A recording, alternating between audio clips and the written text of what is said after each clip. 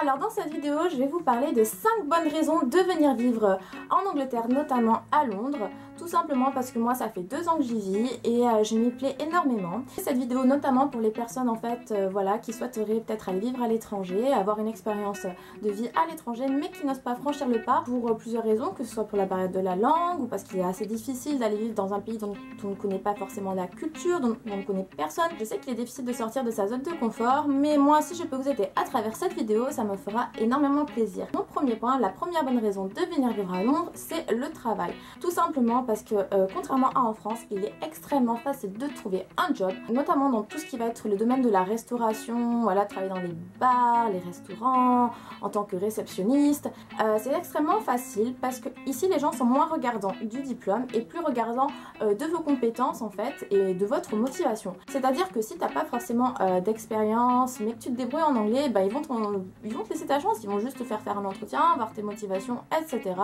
Te faire passer un jour d'essai, voilà, ou en général un service d'essai ça dure 3-4 heures, et ensuite te rappeler ou te dire, enfin c'est même pas ils te rappellent, ils te disent directement oui ou non. Mais genre dans le centre-ville ou même un peu genre éloigné du centre-ville, t'as des tas de restaurants, t'as des tas de magasins, enfin je veux dire tu peux essayer partout. Donc la première technique que je vous donnerai, c'est d'aller faire du porte-à-porte tout simplement. Tu te présentes, tu donnes ton CV, tu dis que tu recherches un job, enfin bon bref voilà le délire tu connais. Il y a aussi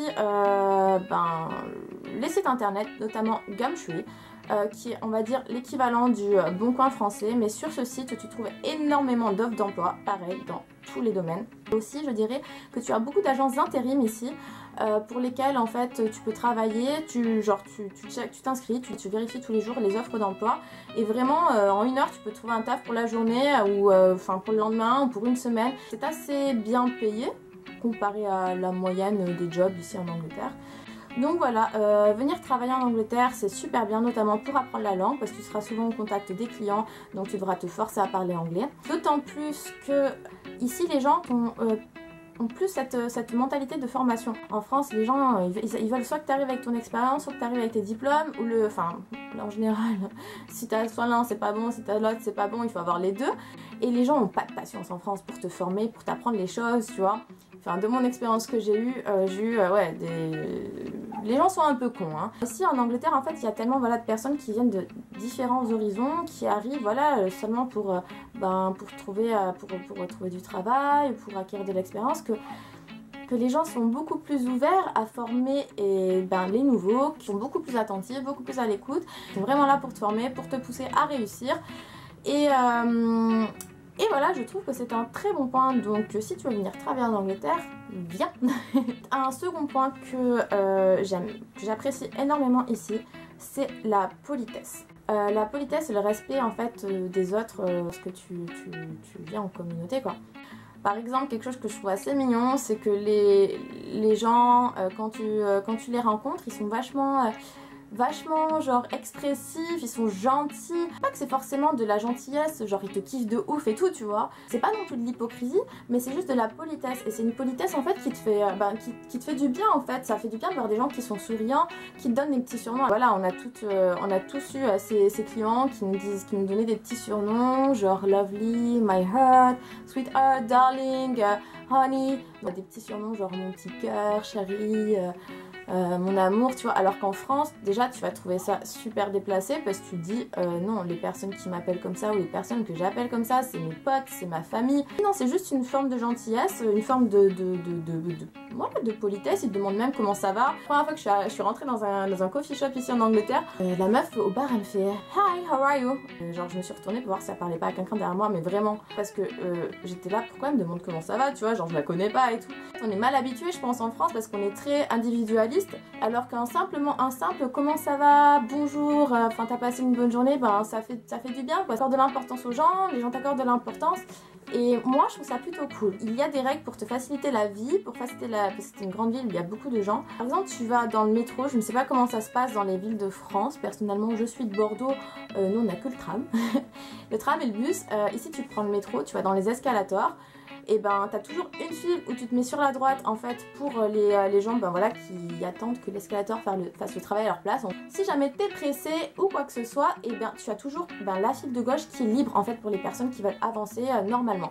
Aussi par exemple le respect du code de la route, le piéton, dans la loi, s'il est en face d'un passage piéton, qu'il attend un passage piéton, qu'il y a une voiture qui arrive, la voiture, ben, doit le laisser passer en fait. C'est une priorité, la priorité est au piéton. Et en France, ils s'en battent les couilles les gens de ça, clairement. Alors qu'ici, je vous jure, il y a beau avoir une queue de malade, la voiture elle a beau arriver genre à fond, elle s'arrêtera toujours. Si tu es devant un passage piéton, elle s'arrêtera toujours, même s'il n'y a pas de feu ou quoi que ce soit. Je crois qu'en 2 ans de vie à Londres, ça m'est arrivé peut-être une fois qu'une voiture me laisse pas passer. Quand tu prends le bus, quand tu prends le métro, bon ça me paraît être, quand même être une règle de bon sens. Les gens vont être vachement respectueux, c'est-à-dire laisser leur place ben voilà, aux enfants, aux personnes âgées, aux femmes enceintes. Normal de base, mais qui se fait pas forcément en France. Donc, voilà, je trouve ça assez sympathique, je trouve que ça rend la vie un peu plus agréable. Mon troisième point, clairement, ce sera le coût de la vie. Oui, effectivement, la vie à Londres est chère, mais en fait, j'ai remarqué sur 2 points. Lesquels, le loyer, au final, ça pique le cul quand tu sais que ben, tu reçois ton salaire et que la moitié de ton salaire va partir ben, dans ton loyer qui va représenter ben, une chambre dans une colocation avec 5, 6, 7 personnes ou à l'autre bout de Londres. Mais au final, quand tu y penses, en France, si tu vis en appartement, que tu travailles dans la... Enfin, que tu fais partie de la vie active, toi aussi, tu as ton propre appart et tu as toujours la moitié de ton salaire aussi qui se barre dans ton appart. Bah là, c'est la même. Bah c'est juste en fait la quantité que tu loues qui est restreinte. C'est que normalement, en France, voilà, tu auras un appart. Ici, bah tu auras une chambre. Bah à la fin du mois, la dépense est la même. La seconde chose qui est un peu chère du coup, c'est les transports. Mais ça, j'en parlerai dans une autre vidéo, je pense, des points un peu négatifs de Londres. À part ça, mets ça de côté. Honnêtement, la bouffe, les habits, les cosmétiques pour vous les filles, les sorties, que ce soit le restaurant, le cinéma, etc. Et ben honnêtement, c'est quasiment pareil qu'en France, c'est pas beaucoup plus cher. Même la nourriture, je dirais qu'elle est moins chère. Si tu vas au restaurant, c'est même moins cher qu'en France. Enfin, t'as plein de restaurants différents tout le temps ouverts et tu peux t'en sortir pour un repas le midi avec entrée dessert pour 10 livres, même moins. On se fait vraiment une fausse idée de Londres et moi je trouve que je profite plus à Londres au niveau des sorties, de me faire des petits plaisirs dans un bar. Je sais qu'en France, tu vas avoir une pinte, genre 8-9 euros. Ici, t'en as pour 4,50, 50, vraiment n'importe quoi. Quand on dit que Londres c'est plus cher, ouais, au niveau voilà, des loyers, c'est juste la chose que tu loues qui est plus petite.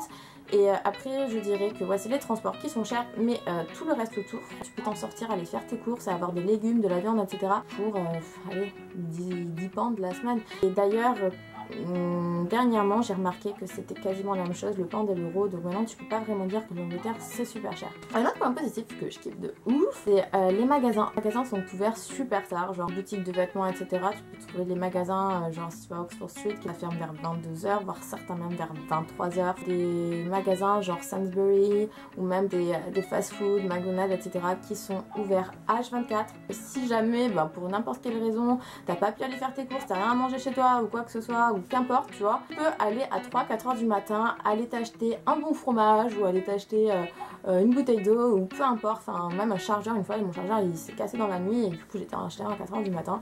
Bref, d'ailleurs ça me fait penser qu'il y a aussi un autre truc qui est super cool, je vais te coller avec ça, c'est arrivé d'aller dans le mag, enfin d'aller faire un petit shopping de nuit en pyjama.